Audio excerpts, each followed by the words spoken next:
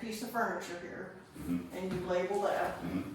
You've got the clock on top. Yep, steeple clock. But then you have a set of bowls because Right. they're obviously a set. That's right. You've got a set of candlestick holders because they're obviously a set. Got a table. A set of candlestick holders that merits being sold like that. Sometimes we group 3 or 4 sets together. Okay. But that's a fairly expensive set of candlesticks. Right. Right, yeah. Okay.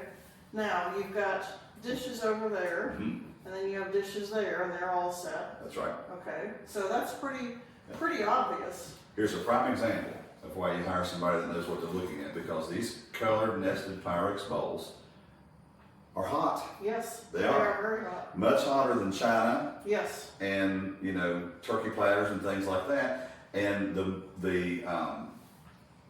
there are hundreds of patterns of Pyrex. Yes. And we know that market has shifted toward being a desirable asset, right? The tulip bowls are in the same category. Now, when you come in, you know that, but you have somebody else, if you didn't know that would say, hey, we need to do this. Yeah, absolutely. I am not the cataloger, Yeah, right? yeah. So what I try to do when I do a consultation is what can I see without being too invasive, Right. you know? And do I think that in itself constitutes an auction? And you can almost get a feel that if you can see valuable things, that there are probably also valuable things hidden in drawers and desks and cabinets, right? You can almost walk through a kitchen and open the cabinets and know if the kitchen is even going to be fruitful or not, right? Okay.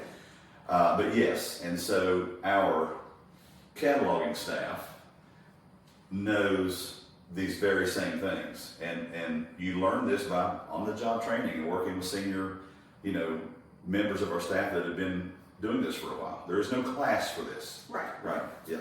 So, do this first before the real estate, or does it all depend on the client? It depends a lot on the timing. We prefer to do it in advance of the sale of the real estate. Whether Right. we're selling the real estate or Beth Powell is selling the real estate, we prefer to do it before, unless it is already tastefully staged. Okay. In this case, what happened was it was tastefully staged. We took the interior and exterior photographs before we started this process, and so we listed the house in parallel while we were here preparing the auction within the confines of the house. And lo and behold, the house sold in about 37 minutes, you know, because we went ahead and put it on the market because it was staged well. Okay. Over half the time it is not staged well, and it's hard to navigate inside the house with all of the personal property. The house looks much smaller than it really is because there's too much personal property there. So we're trying to train our realtor advocates to understand that that's the proper process, but it can't happen overnight, right? Okay. So if your seller's intentions are to get that house listed in an expeditious manner, then we really have to talk about the logistics about what we do. Because you have to, at that point, as a real estate agent, decide, okay, do I just go ahead and photograph the interior as it looks and hope that's okay? Do I only take exterior photographs and caveat the fact that I don't have interior photographs yet because we are conducting an online auction of the personal property inside the house, right? And you know as well as I do, as strong as and almost insulated as our Roanoke market here is from the bad things that are going on in the real estate world, that a lot of properties sell rather quickly, right? And so even with exterior photographs only, some buyers are so aggressive they don't mind, and they will come and look at the property, and the clutter of all the personal property just does not matter, and they'll sign a contract. And now we have 30 days, right, or 45 days to get the auction done, which can be problematic. Well, and here's another thing going on in my head. Let's say you come to an appointment with a realtor and you make a decision about what's going to happen when. So you get the photos done, you're going to list the property, and it goes while you're getting this stuff out. Maybe people are showing. Well, you don't want somebody to knock off these bowls and break them. Right. So you've got to kind of keep all that in mind. We do. And we, knock on wood, we haven't had instances of that I can recall, but that is a challenge, and you're all the time working at the request of the seller, trying to explain the timeline. But if their major pain, as you and I call it, if their major concern or pain is they really need to get the house on the market and get it sold, maybe they're subject to consummation on another home, right? On a contract on their next home, and they have to get this home sold, and they really, while their personal property is nice, it's not their main concern. They may say, listed as it is, we'll take our chances, and while we're inside the house working on personal property, right? Okay. Well, and it just helps everybody, helps the seller, but it helps if we all can play together. It does. It very well does, and the more agencies that I get to speak to, the more I try to enforce.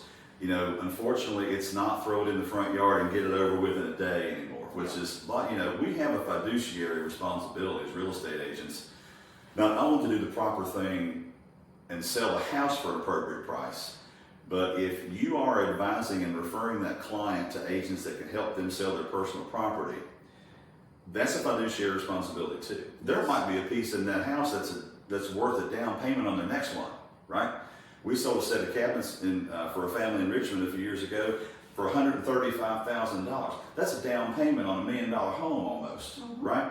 And sometimes there's really there's a lot of what I call found money in the personal property, and you're not doing your clients a proper service if you just try to knock that out and get that done quickly to get the house sold. You're costing them money. You really are. Right. Yep. Right. And it's your fiduciary responsibility to recommend the proper agent, just like it is for a home inspector or somebody to drill a well, or all the many contractors that we have in our databases as agents.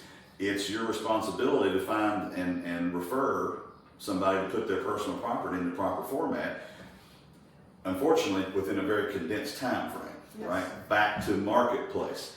That's why we are so effective, because it doesn't matter if we say urgent short notice, must sell in a week, or if we have 2 weeks to get it sold.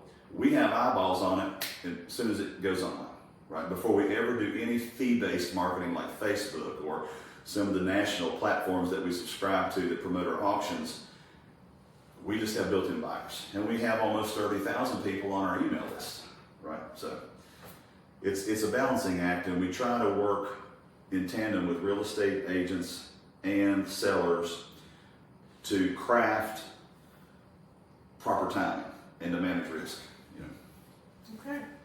Well, that's really helpful. Thank you so much. You're welcome.